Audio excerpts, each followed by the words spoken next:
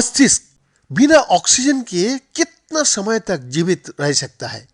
जब मस्तिष्क में ऑक्सीजन की आपूर्ति कम या खत्म हो जाती है तो क्षति बहुत तेजी से हो सकता है।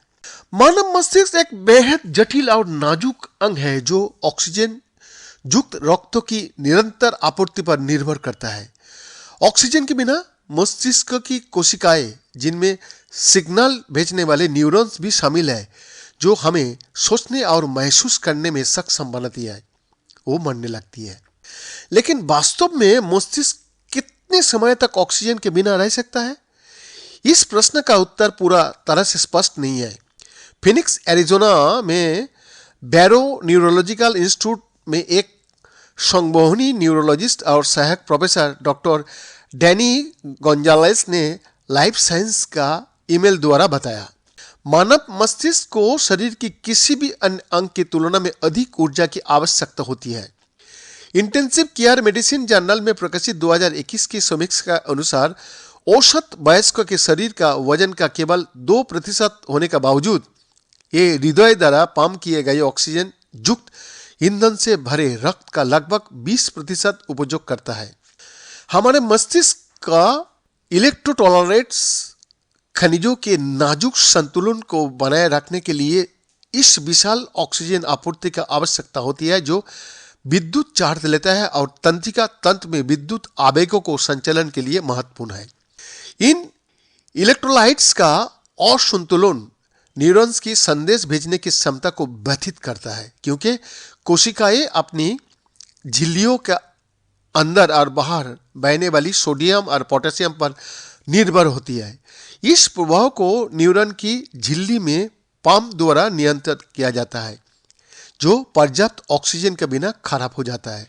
पंपों की खराबी से सोडियम और पानी का तेजी से संचय होता है, जिससे न्यूरॉन्स सूज जाता है। लेकिन जैसा कि कहा गया है, न्यूरो क्रिटिकल केयर जर्नल में प्रकाशित 2021 का समीक्षा के अनुसार इस सूजन के पीछे का सटीक तंत्र के अधूरा नहीं समझा गया है।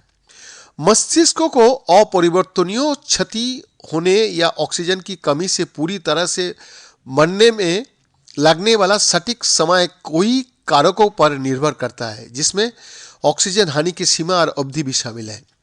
इसे इसलिए है क्योंकि मस्तिष्क के रक्त आपूर्ति में रुकावट आंशिक हो सकता है, जैसे कि स्ट्रोक या सिर के कुछ चोट का मामला है, या ये पूर्ण हो सकता है जैसे कार्डियक अरेस्ट में, जिसमें हृदय का कार्य अचानक बंद हो जाता है।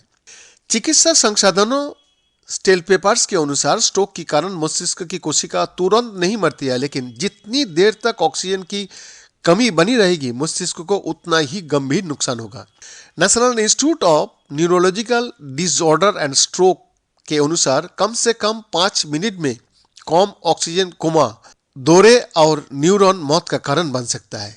सौभाग्य से अगर स्ट्रोक के बाद लोगों को पर्याप्त तेजी से इलाज किया जाए तो तभी भी मस्तिष्क की पर्याप्त कार्यप्रणाली के पूर्ण प्राप्त कर सकता है।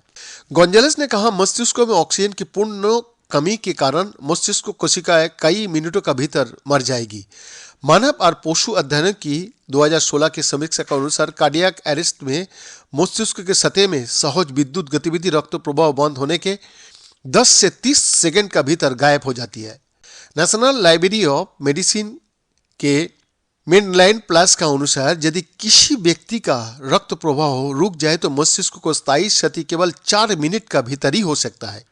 गोंजालेस ने कहा, किसी भी लंबे समय तक एनोस्किक्स मस्तिष्क को चोट, ऑक्सीजन की पूरी कमी के कारण, जिसके परिणाम स्वरूप बड़ी मात्रा में कोशिका का मृत्यु होती है। अस्पताल में भर्ती होने के दौरान मस्तिष्क को मृत्यु निदान के खतरा बढ़ जाता है। मस्तिष्क मृत्यु, जिसे न्यूरोलॉजिकल मापदंड द्वारा मृत्यु का रूप भी जाना जाता है, मस्तिष्क की कार्यप्रणाली की पूर्ण अपरिवर्तनीय हानि है। बीएन का रिपोर्ट।